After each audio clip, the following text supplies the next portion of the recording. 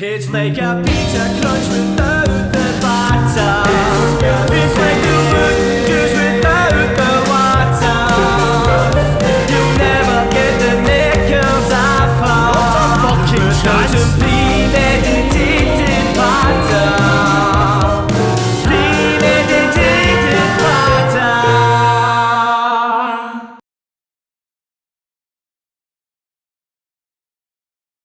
Oi oi, bum sergeants.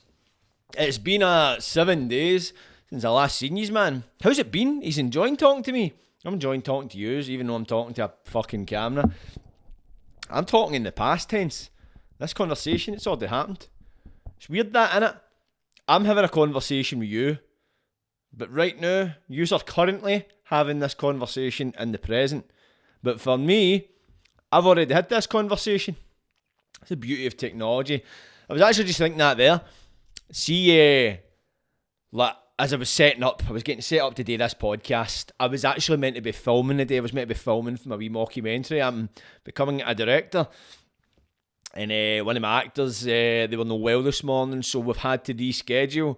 So I'm getting to do all the fun stuff, like organising people and places and things. And it's been enjoyable, but I enjoy the creative side of it much more than the admin side of it. So, but that's the world we live in. That's the world I live in. That's the world I want to continue to live in. But I was just thinking that there. Like before, I used to have a studio, man. I had to go away and I would need to book it, or I would need to make sure nobody's in the studio, or like most people that use studios, a big one that a lot of podcasts use is the green room. You've probably seen it.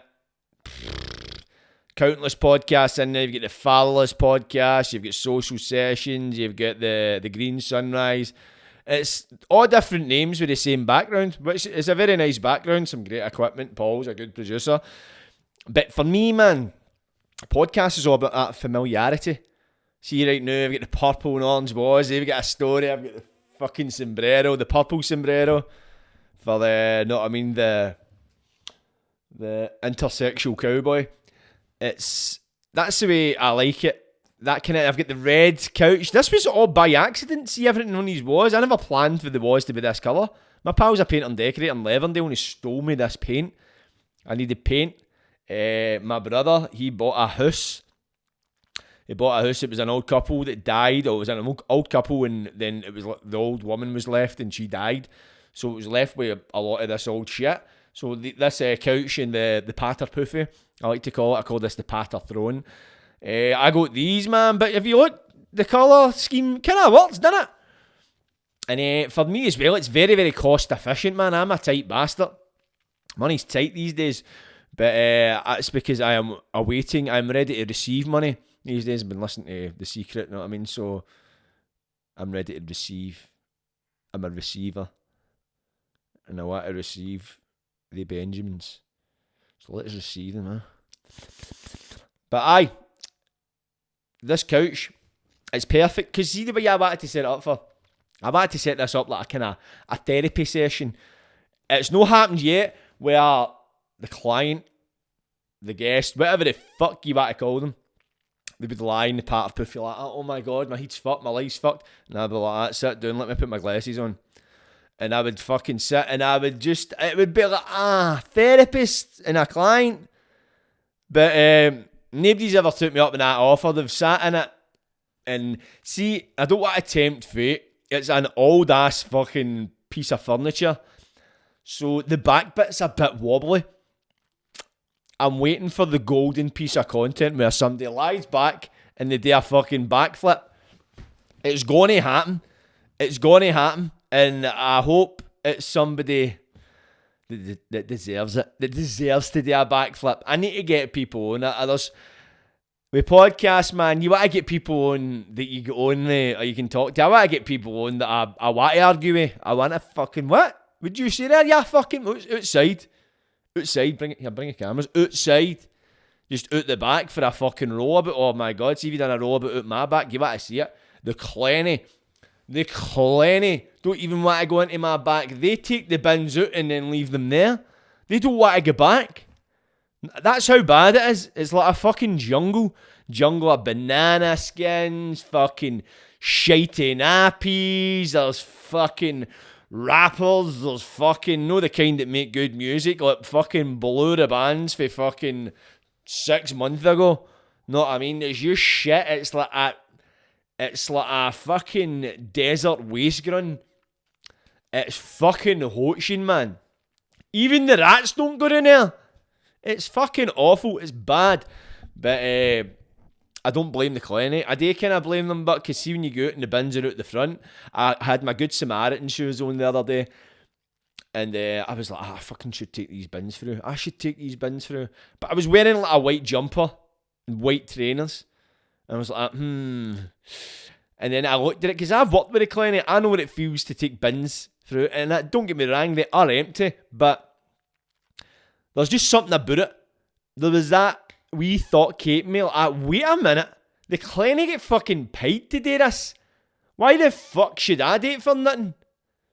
So, naturally, I fucking left the bins and some other fucking daft cunt took them back through. It wasn't the clinic, trust me, because I've been keeping a beady eye to see who's been taking it through. I don't know who took them through, but it certainly wasn't the fucking clinic. A Good Samaritan, who's a better Samaritan than me. Do you fucking blame us? You want to smelt the close. My close is one of the ones, see down the bottom, it's got that. There's a pram down the bottom. There is nobody in the bottom two houses that have wains, but there's a pram there. There's sometimes like a wee wains bike straw in there, and see like my close, it's what you've got the stairs on the left, into the right is what takes you to the back door. The back door, right, it slams, man. You forget every time. I feel sorry for the cunt that stays in the house that's joined onto. So you forget, and usually when the back door's shut, they kind of, I don't know, is it get like some kind of valve or some shit like that, where it kind of hods it? It goes, and then before it shuts, it kind of slows it. It's like a wee fucking thing. Mine's hasn't got that. So mine's fucking slams, man. It slams like a fucking Fiesta door in a tornado when you're having a domestic. It's like, dude. Even if you remember, I remember, because I feel, ooh, it's like, see when you date, you're like, fuck. I've heard the cunt shouting before. No, I'd be raging, I'd be out there. See, to be honest, he's kind of liable, know what I mean, for his own misery, because I say to myself as well, look, I would just go out and sellotape the corner of the door. I would just do that if it was me, but that's another thing. I'm not going all the way down to the bottom and sellotape a fucking door. It doesn't really give me inconvenience. It's more, it's because I'm empathetic. I feel for the cunt. I think he works in the shipyards and all, man. He looks like a bit of a crabbit cunt. But that's the thing. The close is a shithole. So when the clinic had left the bins, you can tell when the clinic's been through it. It's like a bit of skunk tumbleweed. See that way you just get down the bottom and like, ugh.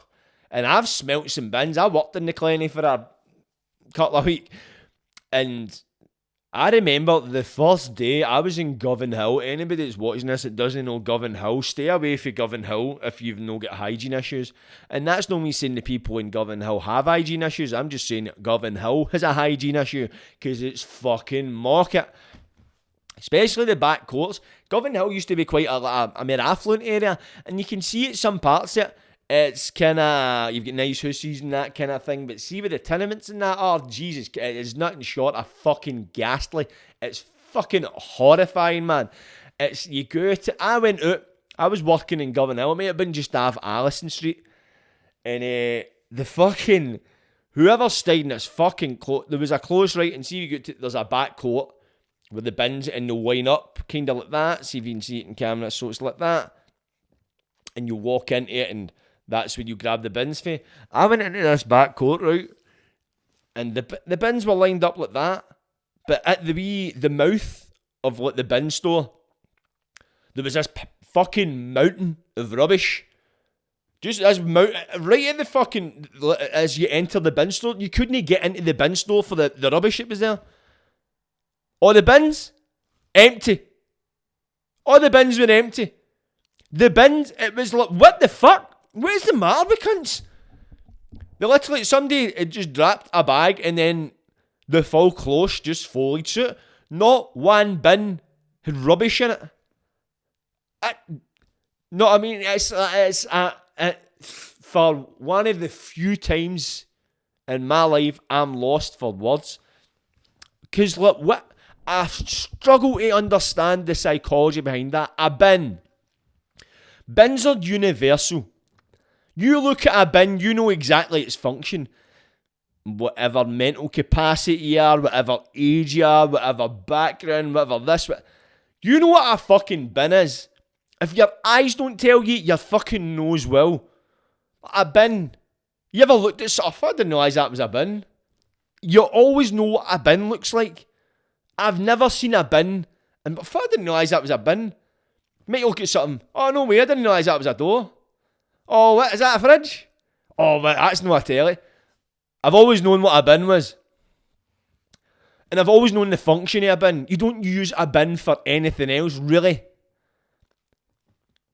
You don't put your messages that you just bought for the shop in a bin to store them, obviously, unless you've dropped your fucking eggs and they've cracked the fuck, but don't be a smart ass, right? You don't put your freshly bought clays to hang up in a bin. You put rubbish in a bin. You put shite in a bin. You put refuse in a bin. It is a receptacle for refuse. Got that for chewing the fat, by the way. So why... What? See, it's like... I'm dumbfounded. And there was another close I remember, right?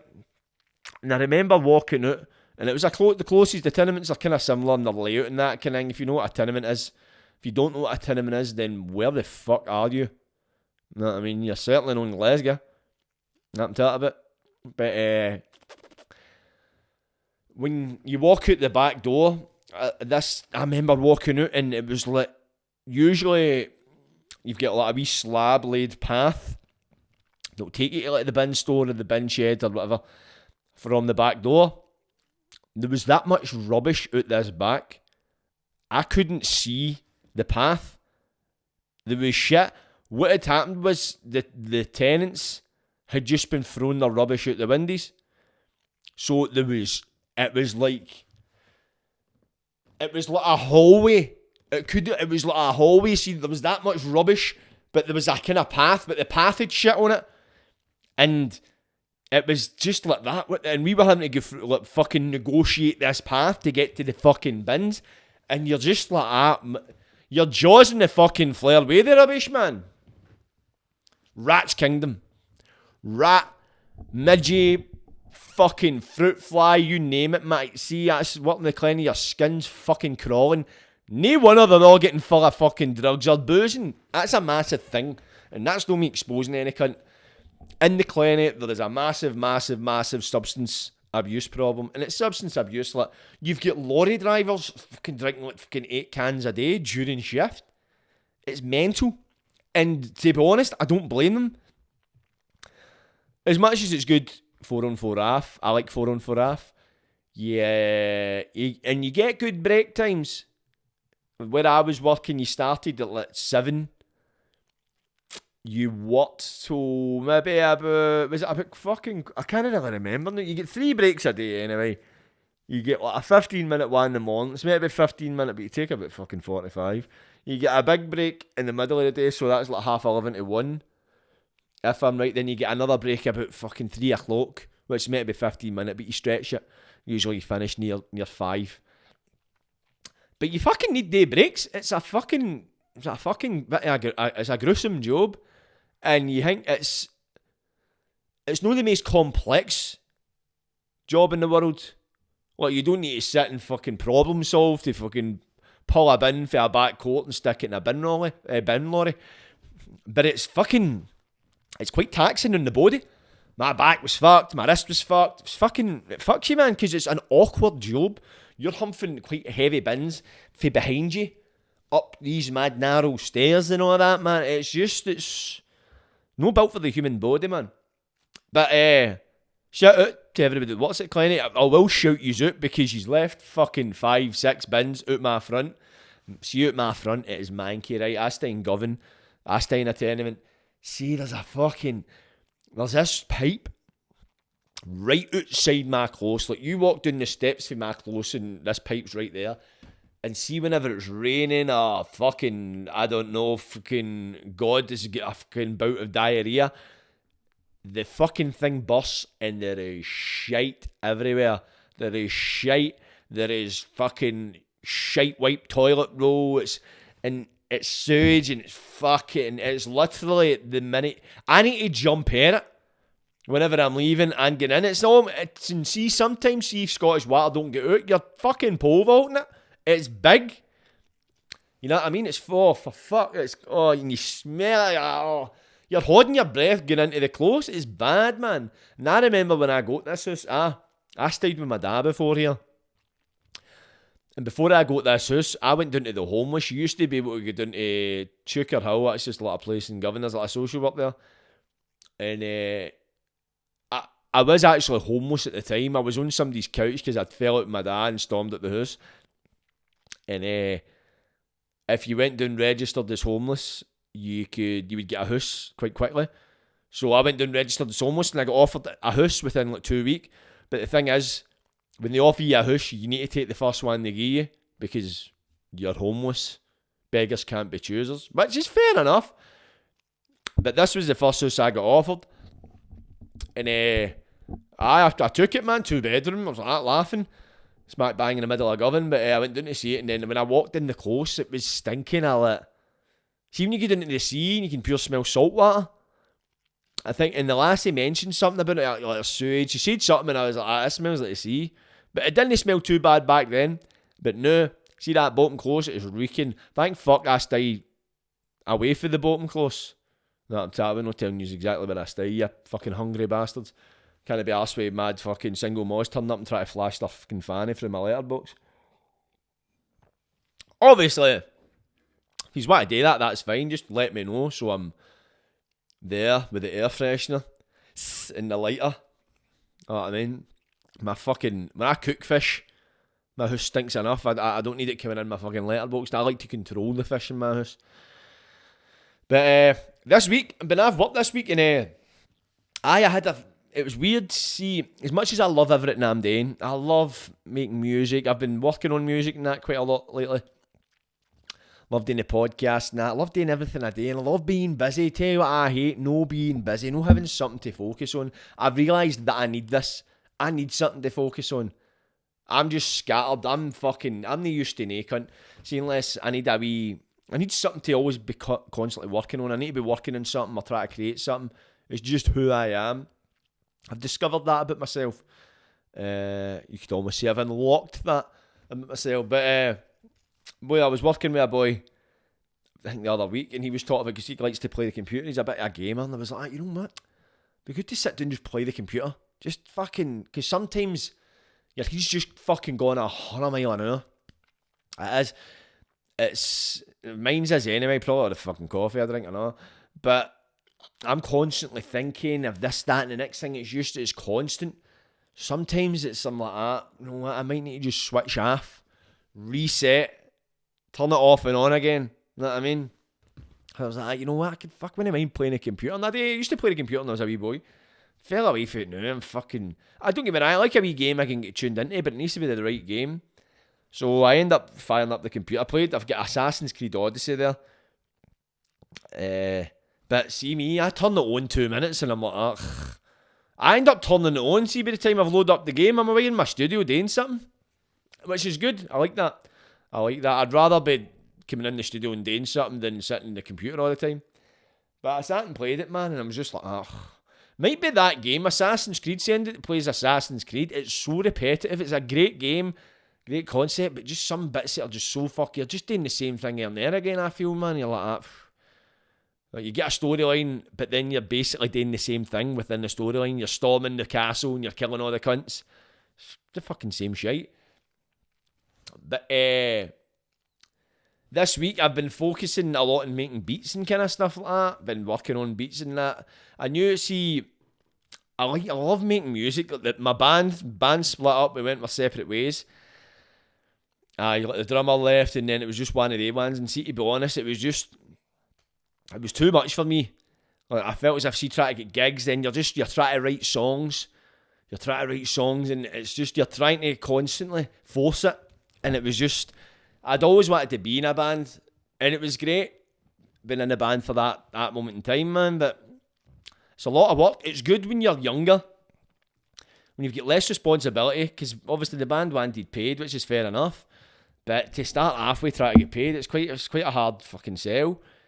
Quite a hard ask. Did get some paid gigs. We've done alright for how long we were about for. But it was one of the ones, it wasn't really sustainable. And for me, it was taking a lot of my focus.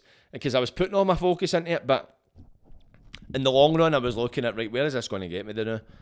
So, made the decision, disbanded. And lately, I've been just kind of working on making beats. Just that way, I'm not, no pressure. No pressure, like, oh, I need to go and write a tune, so I've got something to bring in the studio next time. None of that shit. Just taking that pressure off and just going, know what, I'm just going to do it for the sake of doing it. And I've made 2 tunes so far. Made 2 beats pretty much from scratch. And obviously wrote the lyrics to it. And see that process, man, it's been fucking magical. I've just pure enjoyed everything about it. And I like that, just making something from scratch myself. Because that's the idea. I want to make the song from scratch and then do the music video myself. I just like that wee project. That wee idea. Plus it's heavy bragging rights, know what I mean? And boy, I love a brag. You could call me a bit of a ball brag.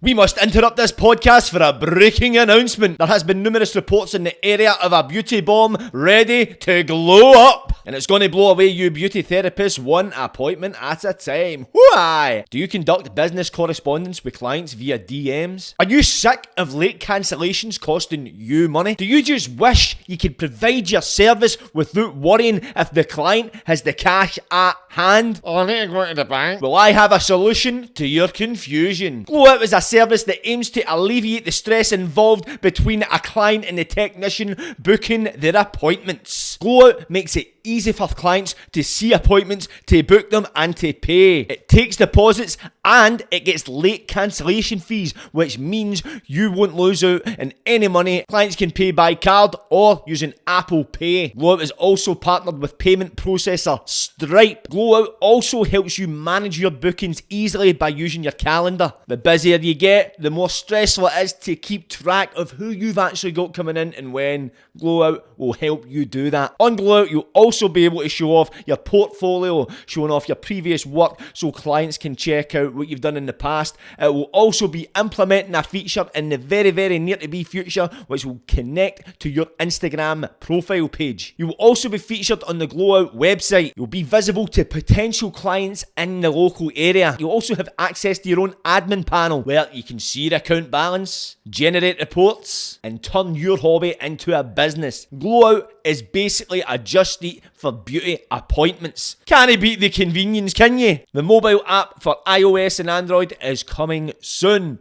But in the meantime, for $5.99 a month, you will have access to all these features. But if you sign up using 50 promo code, you will get the first 3 months free. You can't whack that for a bargain, can you? Give your business the glow up it needs to blow up. And glow up before you glow out. So I have really fell in love with like making music again. So that's how, since I've been in here, I've been in working in music. And just been plodding away with it, man. So I think I might make a wee EP. I've got a couple of ideas bouncing about my head what I might want to do. So I'll keep that to myself right now. I'm not giving too much away. Right now, I've not got any expectations on it. I'll just do it. Because before I would always maybe get too ahead of myself. I'd make one tune, but I'm going to do an EP, I'm going to release it then, I'm going to get a gig, and I'm going to do it in 2 months. And then you're like, what the fuck? Before you know it, you've patched it. Because you've set yourself an unrealistic fucking expectation. So, and with creativity, expectations and creativity don't often go hand in hand. You know what I mean? Sometimes it's best not to expect anything. You know what I mean? No, don't put any titles on it, any labels on it. Just fucking do it. Just make it. Let the idea come. Sit on it. Or let the idea come. Make something. Don't look to be getting something finished overnight. Don't get me wrong, that can happen, but it needs to be natural. Don't force it overnight. If it comes overnight and you've sat down and it's just flowing out you, And that's beautiful. That's one of the greatest feelings ever. But don't aim for that. Just fucking let it flow. And see, since I've started doing that, it's been so enjoyable. And that's the thing. You know, deep down, when you're on the right track, because it feels natural. Don't question logic or fucking what your head's saying. Just the feeling. It feels good. This is what I'm meant to be doing. And when you got that feeling, man, that's your spirit talking to you. That's your soul saying, you're on the right track, mister. So that's what I've been doing lately. I've been focusing on the music. I've been eyeing up some ideas as well so I can start turning this kind of stuff into my job, man. So I'm wanting to start kind of filming stuff and that. I've been working on other things like scripts and that kind of thing, man. It's just, right now, I've been procrastinating so much on other things, and because I've got so many plates I'm spinning at once, something needs to kind of take your sole focus. One thing at a time. If I've got 5 plates, it's very, you know what I mean? Things need consistency. So with the band, that's when that came around for the band, I was left with a decision. Look, do I get another drummer and get them to learn all the tunes again, and then try and go? Because the bass player it was in my band, he's got a child in the way, so he wasn't going to be able to commit soon enough. So I would have had to have replaced him. And a drummer, a bass player, just having to start up a new thing pretty much all arrogant. And I enjoyed what I had with him. I like to put it down to experience. Don't get me wrong, in the future, if the opportunity might arise again to do it, brilliant. But no try to force anything. That I'm talking about. When I got given that kind of, I was in that kind of position, part of me was kind of glad, because I was like, you know what? Some things you just need to go at, right, what's important, what's for the here and now. And if I identified what's for the here and now, I've managed to limit where my time's getting spent in other areas. So by doing that, I've freed up more time to focus on, right, this and this. Because by reducing where my focus is directed to, and my attention's directed to, I'm able to put more focus and attention on other things and make them better, give me a type mate so it can happen sooner and that kind of thing. I'm not spreading myself too thin. So that's where I'm at right now. But I'll tell a story. I recently went for a hypnotherapy session, which was a fucking experience, let me tell you. So it was Manifest Hypnotherapy. Shout out Victoria. If you want to check out her page, it's Manifest Hypnotherapy on Instagram. She's based in Kirkintilloch. So I'd heard about hypnotherapy. Nathaniel Collins, he underwent hypnotherapy and it helped him a lot in his performance. I've heard it mentioned before, and I was like, you know what, I'm quite interested in that. Because I've been hypnotised before. You saw Big Fraser hypnotise me in this couch. I went and done his hypnotism sessions.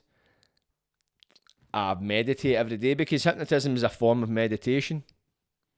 And a lot of them use the example of, have you ever got in your car and drove somewhere, then when you got there, you couldn't remember the journey because it was just, you done it unconsciously. That's a form of hypnotism. So a lot of us have had experience with hypnotism without really knowing it. So I was quite open-minded with it. I've experienced it before, so I'm like, alright, there's definitely something to this.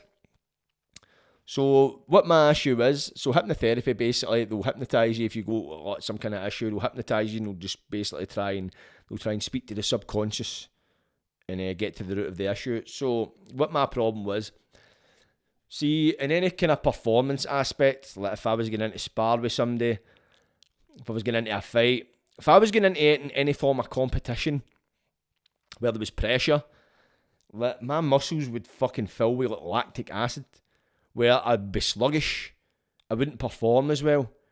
It was as if I would get my own head about it, and it fucking would happen constantly. Any kind of competition, like I could go into the gym and fucking, know what I mean, I could be like a fucking all-round, fucking well-rounded performing athlete, but the minute there was some sort of competition involved, I would It was almost like that fucking, as if I couldn't even fucking use my body. Like I'd been in a dream. You know what I mean? And it was really fucking annoying me because I'm like, what is going on here? It was weird. It was like a fucking block. So that was why I went to see Victoria, because I was like, look, this is on the head. I know it is. It's on the head. I feel as if I'm bet before I get in there. It's like maybe performing on stage as well. It's just that pure. You can't wait until it's over because you're like, fuck. So what she went through it was, and so she was like, why? What is your biggest fear?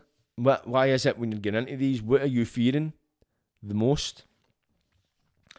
So I was like, right, in my head, it's a fear of failure. And I'm like, and when I answered, I realised why. In my head, I was thinking, why is it a fear of failure?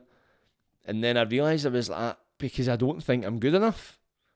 It was like a light bulb. I was like, I don't think I'm worthy. I don't think I'm deserving. I don't think I'm good enough to win this fight, to be a performing star or anything like that.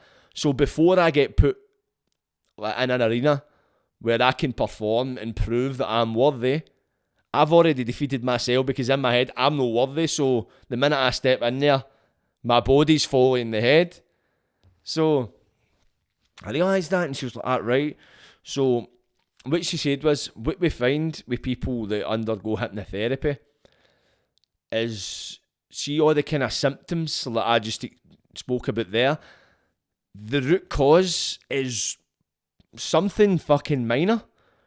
It's something like that happened to you as a child, and when you're a child, you're sensitive, you understand things differently, so something can affect you as a child which wouldn't affect you as an adult, carries over, because it's that inner child, it's unhealed, it's still hurt.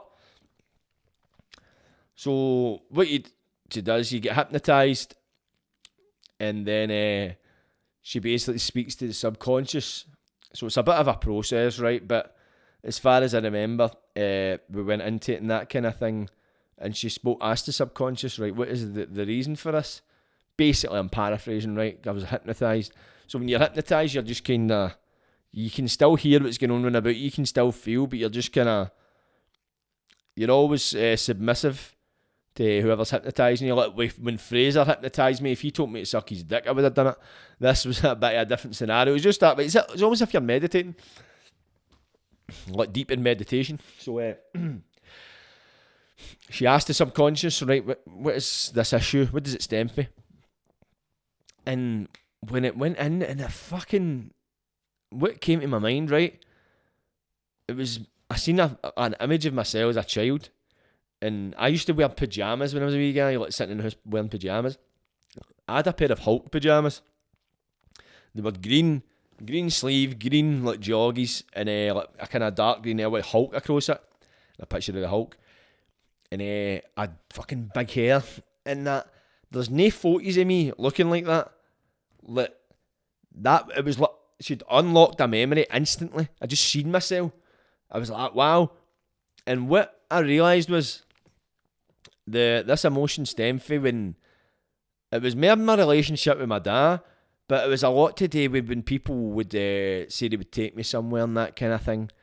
And I would get all built up, I'd get all psyched up, yes, I'm going somewhere, and then they'd let me down, they wouldn't come for me or that. My dad, he wasn't really active in my life at that point in time. So things like that would happen quite frequently.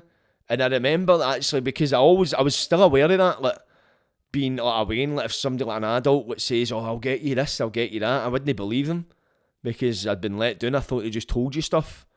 You know what I mean? They just told you stuff, I'll do this for you, and you never done it. And I realised that's what it stemmed from, that feeling not being enough. Because I think that was the emotion stemmed that, oh, I'm not good enough. They're not what to do this, because I don't know, that's, as a child, that's how I understood it. But when she says that, I was like, fuck, no way.